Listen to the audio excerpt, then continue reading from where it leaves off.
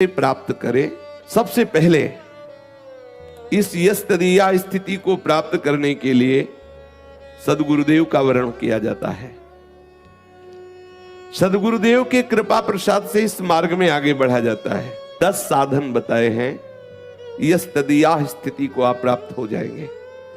किसी ऐसे सदगुरु का वर्ण करो, आश्रय लो, जो 6 विकारों पर विजय प्राप्त किए हो, काम क्रोध लोभ मोह मद मत्सर, सर्वथा द्वेष रहित हो, किसी से भी उसका द्वेष न हो, अर्थात अजात शत्रु हो, बाहर और भीतर से पवित्र रहता हो, शास्त्रीय सदाचार का सम्यक पालन करता हो, शांत हो, निर्मत्सर हो और युगल सरकार का प्रेमी हो, युगल तत्व का ज्ञाता हो, युगल मंत्र का ज्ञाता हो और युगल अनुग्रह को ही युगल प्राप्ति का एकमात्र उपाय मानता हो, युगल कृपा को ही युगल प्राप्ति का एकमात्र उपाय मानता हो। युगल प्राप्ति का उपाय युगल सरकार की कृपा, युगल तत्व का ज्ञाता,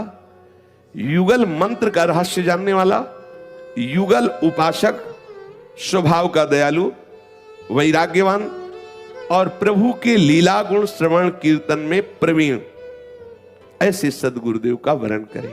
यदि ऐसे सदगुरुदेव ना मिले तो प्रभु से प्रार्थना करें कि हे जगत गुरु प्रभु श्री कृष्ण, आप कृपा करके गुरुदेव रूप से मिल जाओ।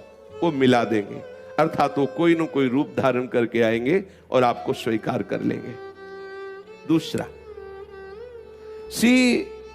ऐसे रसिक शेखर युगल उपासक सदगुरुदेव भगवान के द्वारा जो बताया हुआ मंत्र है, बताई हुई उपासना है, उसे जीवन भर पूर्ण प्रयत्न करते हुए जब तक शुद्ध ही रहे, बेशुद्ध हो गए फिर कोई बात नहीं, प्रभु की चिंतन में बेशुद्ध हो गए कोई बात नहीं, लेकिन जब तक शुद्ध रहे तो उनकी आज्ञा का उल्लंघन न करे, तो यश तदीया स्थिति प्राप्त करने का दूसरा सूत्र हुआ।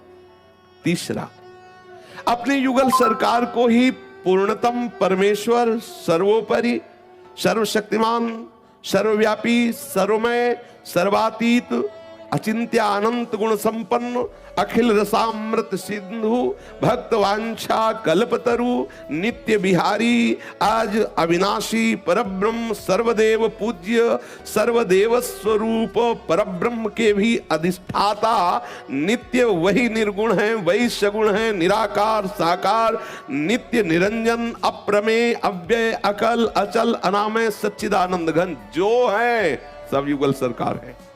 कोई कुछ भी बोले, वो निर्गुण उपासना की बात कर रहे, बस हमें यही सोचना है हमारे युगल सरकार ही निर्गुण है, युगल सरकार ही निराकार है, निरंजन है, वही सब, उनके सिवा कोई नहीं, ऐसा हृदय में बैठा ले। तीसरा सूत्र है ये। चौथा, इस लोक और परलोक के संपूर्ण भोगों को युगल सरकार की प्राप्ति के मार्ग में बाधक समझ करके चित्त से अनासक्त होने का अभ्यास करना। श्यामा श्याम के चिंतन में जो भी व्यक्ति विषय वस्तु स्थान बाधा पहुंचा रहा है, उससे अनासक्त होने का। पांचवा सूत्र है कि प्रभु की मधुर मधुर लीलाओं को गाए और जितना सह पावे उतना चिंतन करे, पर कभी ऐसी भावना न करे कि प्रभु पुरुष है, प्रिया जो स्त्री है। स्त्री पुरुष की भावना जनित कोई चेष्टा को दूषित भाव से न ले।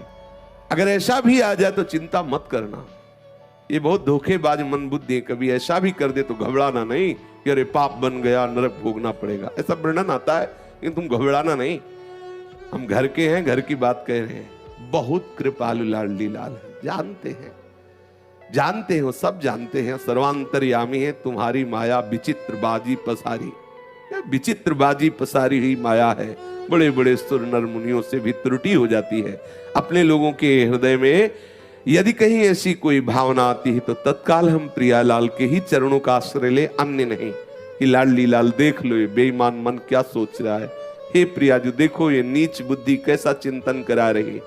ऐसा उत्तम भाव रखे कि हमारे प्राणाराध्य युगल सरकार सच्चिदानंद तत्व है, ना कि कोई स्त्री पुरुष है।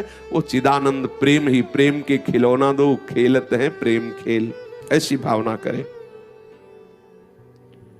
छठा सूत्र है, किसी भी प्राणी से तनिक भी हमारा अहित भावना का भाव न रह जाए।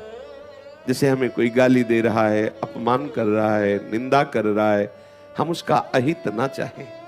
मेरे प्रभु की लीला है, वो ऐसा, इसको ऐसा रोल दिया है, तो आप वैष्णव हैं, आपका रोल होना चाहिए, तुम्हारा भी मंगल हो।